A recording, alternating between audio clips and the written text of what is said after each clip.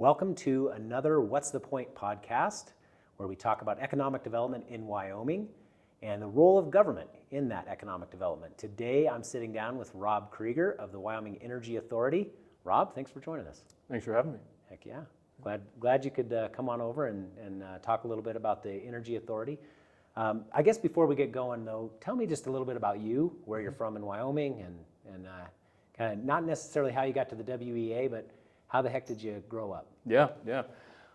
Well, I was born and raised in Casper, Wyoming.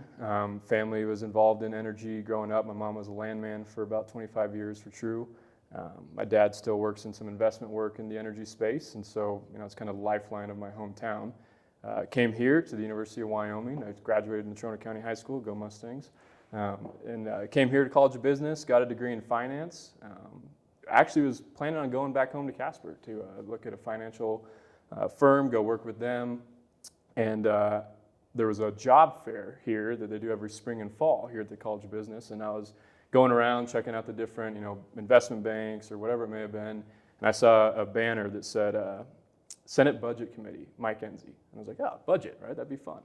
So I put my stuff forward, my resume and all that, and I never done anything politically, so I was like, oh, we'll just see what happens. And sure enough, one day I was sitting in the afternoon, got a call from Washington, D.C., and they said, hey, we saw your resume, would love for you to come out here. And so went and interned out in D.C. one summer for the senator when he was chairing the Budget Committee.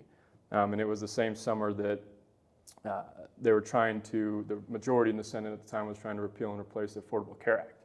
So I went out there thinking we're only going to do budget numbers. Turns out we did healthcare the whole time. Not my strong suit, but it was exciting because it was really in the thick of everything going on in D.C. at the time. So that political bug kind of got me. Came back to the state, was still in college at the time, and at the time, my old high school football coach, Steve Harshman, was the Speaker of the House. Right. So I called him up and said, hey, is there a chance I can just kind of follow you around and see what the state legislature is like?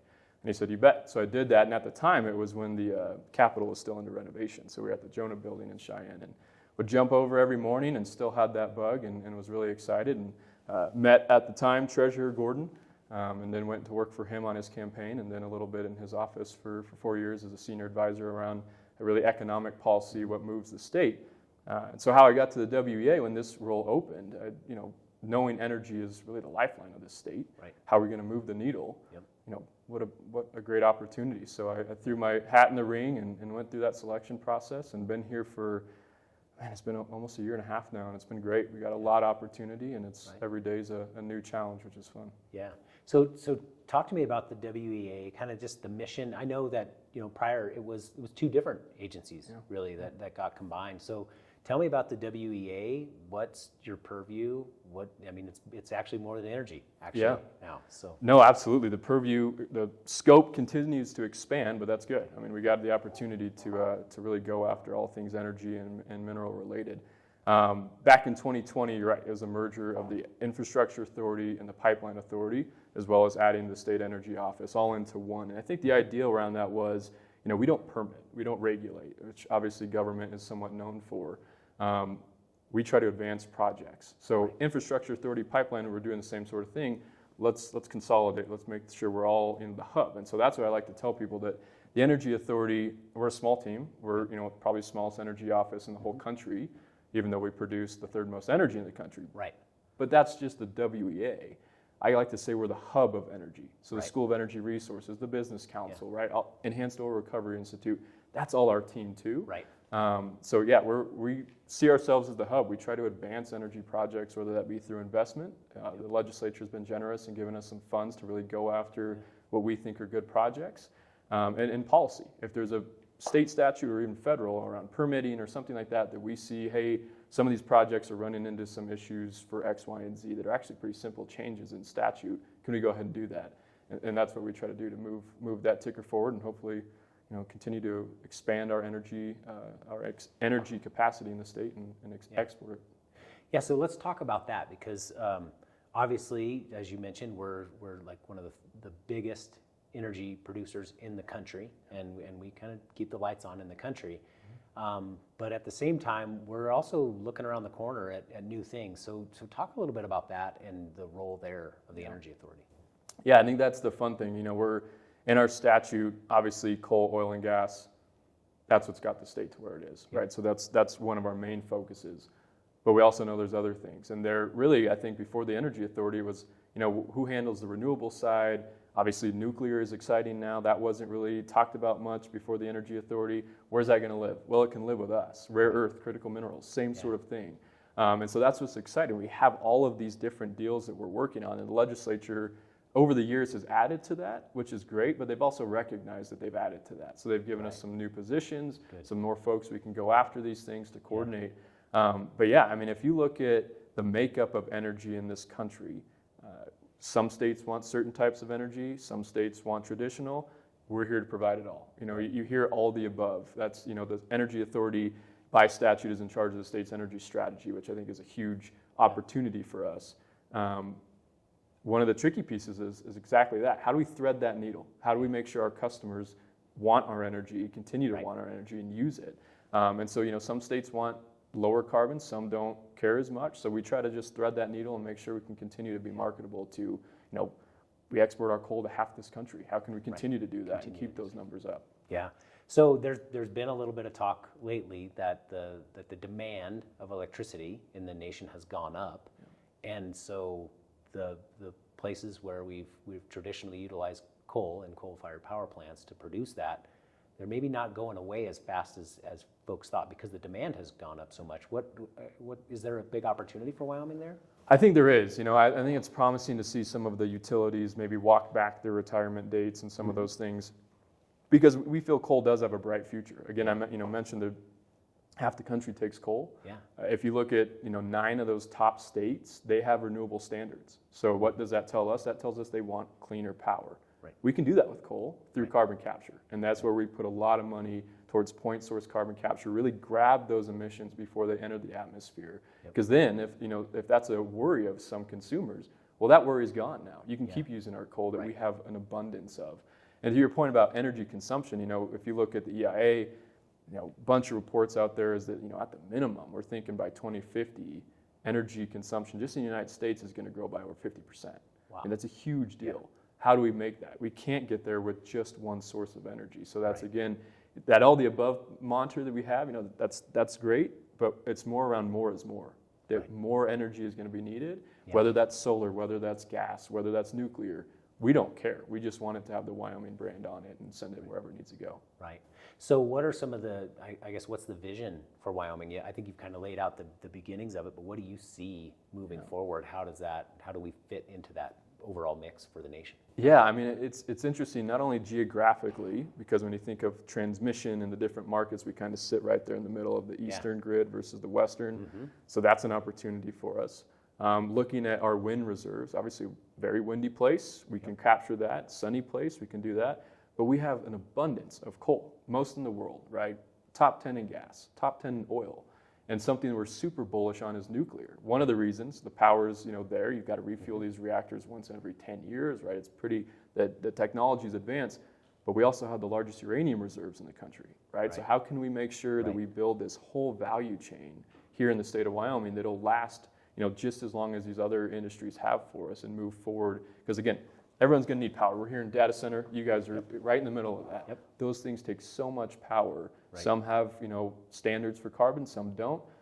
Let's meet that. Let's make sure and do that. And I think nuclear is, an exciting piece for that too. But yeah, we have, I've thought about it. Other than geothermal, we have every source of energy you could think of in the state of Wyoming, which is really exciting. Yeah.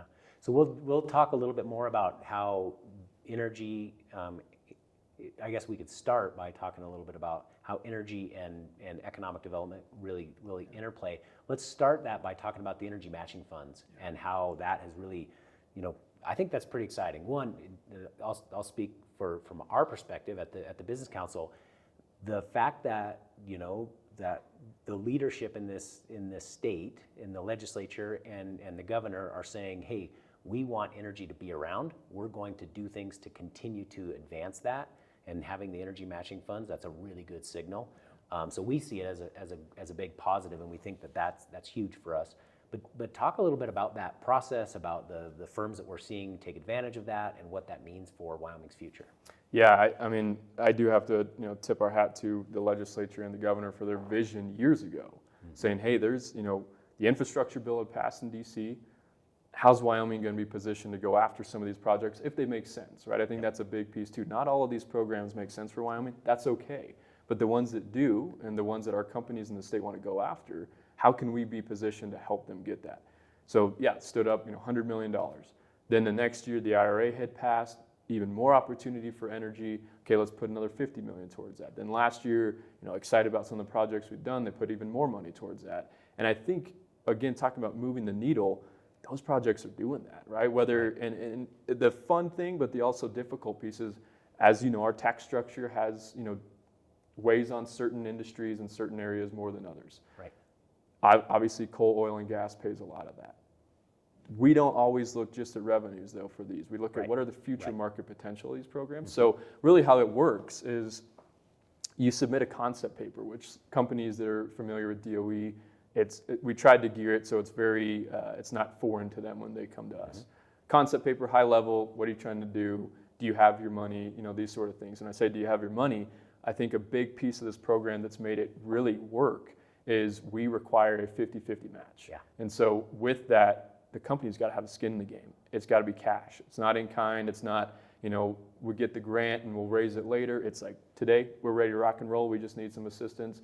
And we've surpassed that. I mean, the second round we did in funding, we put out about $37 million.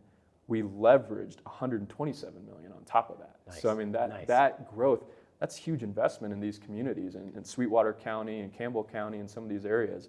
So you submit a concept paper, we check those boxes, move you forward to a full application to really dig deep into, okay, what is this going to mean for communities, for jobs, for revenues, if that's the right piece, right? At that point, we sit down with, as you know yourself, Dr. Krutka at SER, Workforce Services, the governor's office, and come up with a recommendation to the governor on how to spend that money.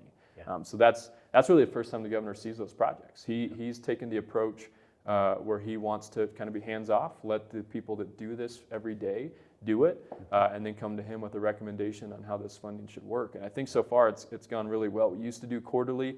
We're a small team, so that was pretty rapid. We're going to triannually now. Yep. Dollars are getting a little tighter, but there's a ton of interest. I mean, if you on average look at what we get a quarter in requests, it's about $250 million a quarter, right? Yeah, so tons of attention to the program, which is great. With that interest, we have to say no more than we say yes, which, as you know, doesn't always make you the most popular, but I really think these projects are moving the state forward. Yeah.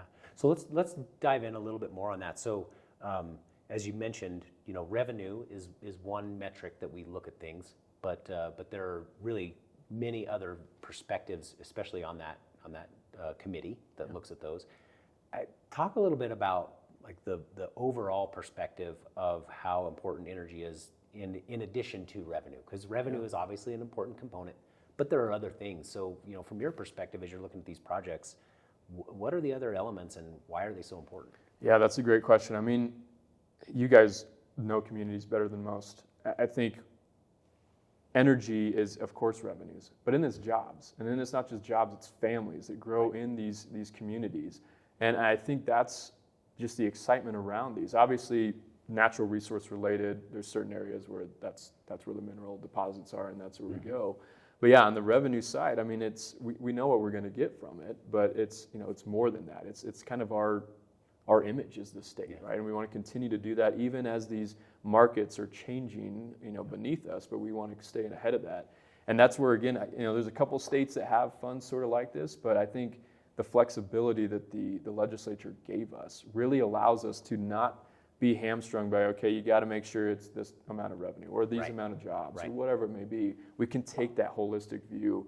Does this make sense? And I think nuclear is a good example of that, right? There's huge demand for nuclear. If you look at worldwide, different countries that have different goals, France is 80-85% nuclear, right? That's just unheard of. Yep. We haven't done that here, but we think that the micronuclear reactors, the TerraPower project, those sort of things, that's huge for the town of Kemmer, right? So it's more, the production of nuclear power, that's not necessarily revenue to the state, but the jobs, right? The people spending money on Main Street, those sort of things are huge. Yeah, and keeping communities strong. And I think that's an element that I can recall early on in my tenure at the Business Council, that was a big thing because the IRP came out. Mount Power said, hey, this is going to go away. It might go away faster than we thought. So that sent some really, big shockwaves to a community.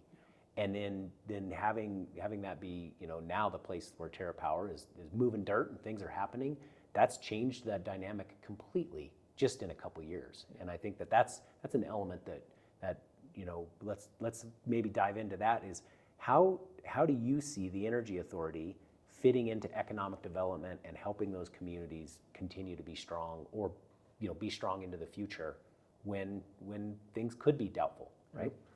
Yeah, that's a good question. I mean, I think let's use one of our nuclear projects, for example. The Trona patch, one of the Trona companies, Tata Chemicals, they wanted to shift sort of how they were getting their energy. Okay, we could either be upset with that and say, no, we want you to stick with a certain source, or we can adapt. How can we help them? Right. So I kind of see our role as, some of these was just putting the players together. Here's an energy company that has nuclear energy. Here's a business that wants it in Wyoming. That's a huge employer, right? How do we do that? And that's works very well so far. And it was kind of cool to see how that moved, because then we have timber mills that are interested. I got oil and gas operators that are interested in, hey, can we use these microreactors out in the field and those sort of things? Yeah. So moving those forward, I think is really, again, that's where I say we're the hub, right? We don't. I always tell the team, it's amazing what you can get done. We don't need credit. Yeah, that's how we operate, right? Let's just rock and roll. We don't need our name on it. Let's just move this forward. Yeah. And the cool thing is, we started with the power. So the power from nuclear, awesome. Obviously, we mined the uranium up front. So then it was like, okay, these have worked well. How do we bridge everything between? Together, like the fuel cycle, the manufacturing. So we got L&H Industrial involved, and all these sort of things. And it's we're plowing forward as quickly as possible. There's there's of course naysayers from every type of energy, but I think so far there's this huge promise. And again, to us, it's like just convene it, right? How can we convene the right stakeholders? Thinking about you guys in particular, if someone's wanting to stand up some infrastructure or a building, or that's not necessarily our fund, but hey, we know a great team that knows how to do it, right? So here's the state kind of team we have. Yeah. So let's talk about that. I think a lot of times we do get pretty, and rightly so, we get kind of hung up on what we've done in the past and how we've done it. But let's talk a little bit about some of the new technologies that are potentially coming to the state or have come to the state because of things like the energy matching funds, or the fact that we have now started down the nuclear path, and what that means from a know-how perspective, or kind of bringing brains to Wyoming, and what that can mean. Yeah, I mean, we've talked about nuclear, but I think carbon capture is a good example, right?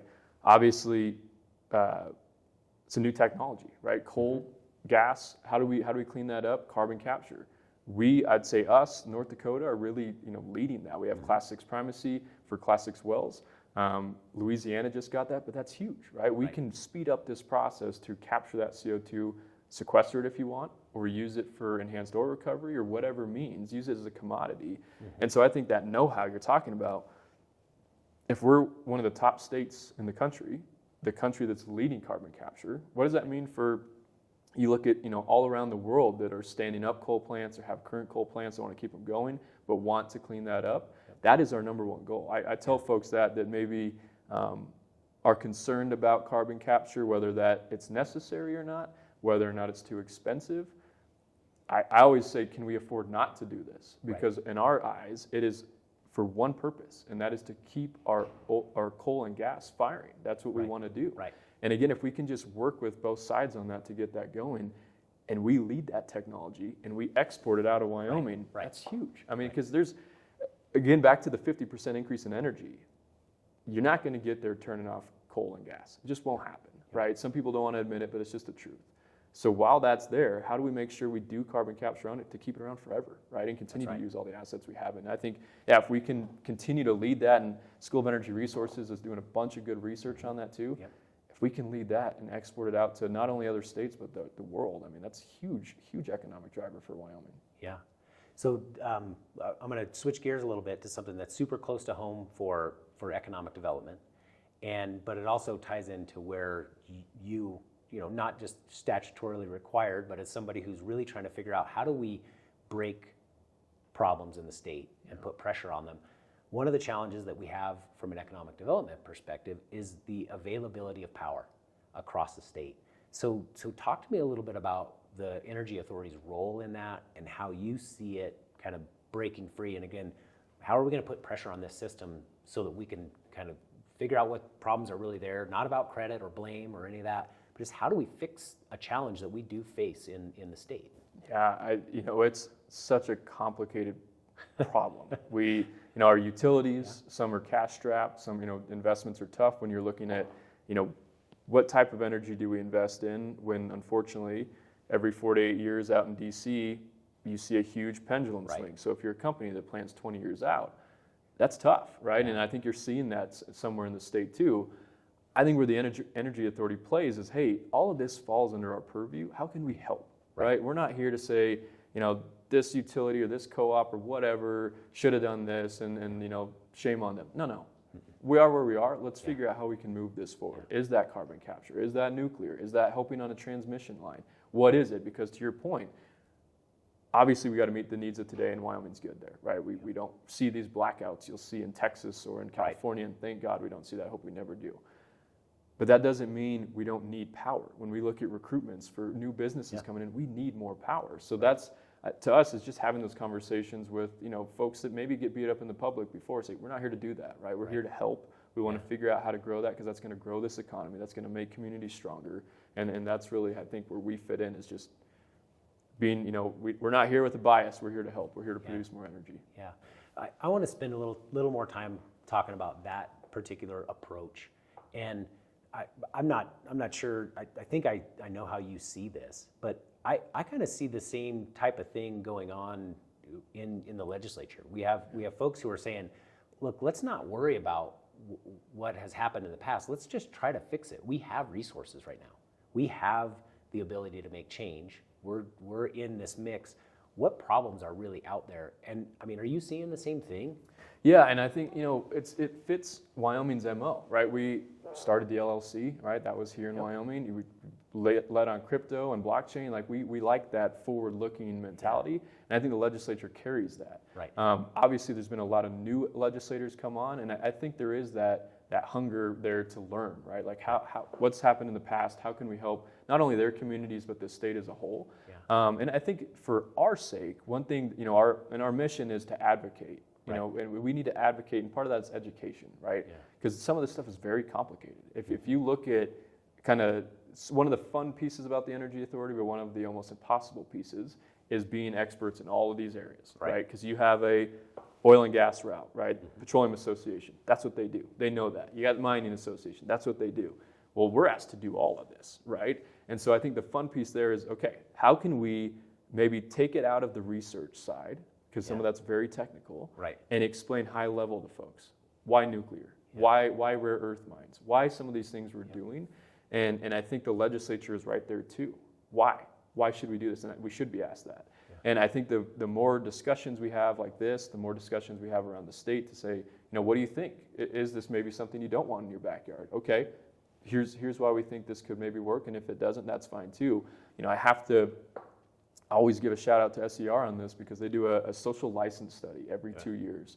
And it's really good for us to see, okay, where does the state stand on all forms of energy, whether that's fossil fuel generated, renewable, if it's carbon capture. It's really interesting to have this discussion around taking CO2 from out of state, right, and storing that here. Some folks aren't wild about that. Okay, let's talk about that, because if we want to use that for enhanced oil recovery, it's going to produce more Wyoming oil, more jobs, more tax revenue. We actually need there's actually a shortage of CO2. So we actually need that to get our pipelines so we can get to these fields. So just walking through, hey, here's why we're doing this, right? And looking at some of these opportunities, especially CO2, as not waste, that this can be a commodity. The state can build off this. The state can really, have huge returns from this is really what we're trying to do. And again, take it out of that research phase, because it's really hard, and energy is so technical to get that high level, here's what we're doing. Yeah. So talk about like as you mentioned, you've mentioned quite a few systems that are either in place or we're not really sure how they should move to the next spot. And talk a little bit about your sort of iteration or experimentation, or how do you push on those systems to sort of illuminate what it could be or how it should not work? I mean, what's your role there? That is a tough one. pushing systems, I think, Wyoming, let's go back to our policy making, right, and Right, the legislative right. activity. We are a conservative state through and through. We'll continue to be, always will be. Part of that means we're very frugal. So when we talk about tens, hundreds of millions into a project, that's pushing a system, right? It's like, hold up here, what are we doing? But we have to. We just have to. I mean, it's one of those things where if we don't, Texas will. Oklahoma will. North Dakota, these other energy powerhouses, they'll do it. And I think that's where, again, just talking through and not trying to, be crazy. Hey, we need, crazy amount of money. No. Here's what we think we need. I always tell people too, on the energy matching fund, we will not bat 1,000, right? I say that right up front. Yep. We are here to try to help these companies that need a leg up to get through this process, the valley of death that you always see in startups or new technologies. How do we bridge that so it's not? So it's a long-term thing here. So I think pushing those systems that way, that maybe aren't used to taking a leap on something, but what I get from the legislature is, hey, if we're going to put our bet somewhere, energy's the place to do it. Right. And so I think that's where we have those good discussions and good back and forth, but at the end of the day, we're moving forward. Yeah. Talk a little bit about in energy, especially. What's the role of government? Like, how involved should we be? How involved should we not be? And how do you play that game? Yeah, that's super tricky. I mentioned we don't regulate, but we are very cognizant of the regulations, both federally and in the state. And I think the state of Wyoming's done an amazing job for years. You look at sage-grouse, right? You look at all these corridors to make sure we can develop our resources, but think about the wildlife, think about the scenery at the same time, and we have done an amazing job. Now, unfortunately, out east, they don't recognize that. And so you see Clean Power Plan that came out, the EPA, some of their crackdowns, and thankfully the courts have stepped in on some of those. We're going to have to go, back to the court system to sue on some of these, unfortunately. But that is a huge piece. I mean, when you look at certain political parties that want certain types of energy and want to see other ones go away, they're doing everything they can. And so we have to come to the table as well and say, again, here's what we're doing on carbon cap. If you're concerned about emissions, we're negating those. Yeah. So then what, right? And then try to work the policy side there. But again, where Wyoming's tricky, a lot of people say, well, hey, Texas is doing this. Why not here? Right. It's private land, right? We have 90% of our minerals are federally owned in the state of Wyoming. That's a huge burden for us sometimes when these regulations come down. So again, it's, we have a great delegation that fights in the energy committees out there too to really get Wyoming's voice out there. But we've tried to, again, take this approach of not, which I know is tough in DC, not point fingers and not start going after folks, but just say, here's what it is on the ground, right? Yeah. Here's our wildlife populations. Here's our habitats that are in great shape. Right. With fossil fuel production right next to it, right? Show that and try to convince them that way. Yeah. Kind of get people into the particulars of a problem rather than just sort of the rhetoric around it. Yep. And I think that's a key component. And with a small team, that's pretty hard. But what do you think the vision is for the Energy Authority over the next few years? And what do you think over, let's say, 2, 5, 10 years out there? What does it look like? That's a good question. I think shorter term, continuing to attract new technologies, innovation. We want to be a hub for that and continue to push that. Yep. 10 years out, my goal would be these coal plants that maybe still have retirement dates, not anymore. We got carbon capture on them, right? They're going to stick around. This sounds crazy, but new ones being built with these technologies. We haven't built a coal-fired power plant in I don't even know how long, right? It's not even on the discussion. I think it should be. We have these technologies to do this. And 10 years out, if we can get that on all these power plants, great. We're going to have an abundance to help bring in companies. Right. We're going to keep these jobs. We're going to use our resources. So that's on that front. But then, we're bullish on nuclear and rare earths as well. We have great deposits around the state. We have, technology coming here as well. So my hope would be, 10 years from now, we have carbon captured stapled on a few of these power plants. People can see that. We have nuclear reactors running in this state, full go. People are excited. We have fabrication of nuclear fuel here in the state. We have rare earth mines. All of this operating and helping our Trona Patch and everyone just continuing to build and keep those, keep that number 3. Maybe we skip Pennsylvania and go to number 2 in energy production. Right. So how does the Business Council help you out in that? What's that look like in your mind? To me, what's crucial is the community aspect, which you guys are laser focused on. We obviously have to have a sense of that, but you guys know that better than most. Right. your regionals, right? Having those people where we can say, hey, yes, obviously we have the energy matching fund, but go talk to Kylie, or go talk to whoever in the region, because they'll know where to connect you with the right people and those sort of things. And so again, it's this whole of Wyoming approach, and that's where I think the way we've set up the review committee is just perfect. Yep. We have you all to talk communities. We have workforce services that, okay, do we need to change a program to help people be ready for this, or do we need to pull from different areas? And then have us for the overall energy landscape, but then Holly's team for the technical, right? Is this going to work? Do we think that that's feasible? So that's I think that's how we have to do it. And I think the Business Council is a huge partner in that, because again, on the credit thing and who does what, we don't operate that way, right? You guys don't operate that way. We're just trying to move forward, and you guys have huge assets and huge, a niche that we don't have, and it's great to just be able to hand it off and let you guys run with it too. So it's crucial. Yeah. Well, so Rob, if you were to what if you had $1 billion? What would you do with $1 billion? $1 billion. Well, I wouldn't put it towards one resource. I think I'm going to point back to kind of our track record right now in the energy matching fund. The requirement from the governor was 50-50. We've well exceeded that. So if I had $1 billion... So you're leveraging it. At a higher level than 1-to-1, which is great. Right. Okay. So what I would love to do, give me $1 billion. How do I turn it into 2? How do I turn it to 4? Right. And just continue to leverage these. Bringing in not only federal, but private investment with the state, drive energy production. That's what I'd do with the $1 billion. I'd put it towards some of these projects. I'd put it towards, not just hydrogen, not just, nuclear, not just coal. All of these, does it make sense? How can we leverage that investment in the communities and get rocking and rolling? So if I had $1 billion, I'd try to turn it into 4. Nice. That's a good place, I think, to end this podcast. And I think it's really, really clear how important, I think it's clear to everyone in Wyoming how important energy is. But I also think it's pretty clear that we have the right folks looking at policy and investments that we're making and what the future looks like for energy in the state. But at the same time, realizing that the future includes everybody that got us here. Yeah. And I think that that's something that we didn't touch on a lot, but that I know is something that you have been really, really focused on.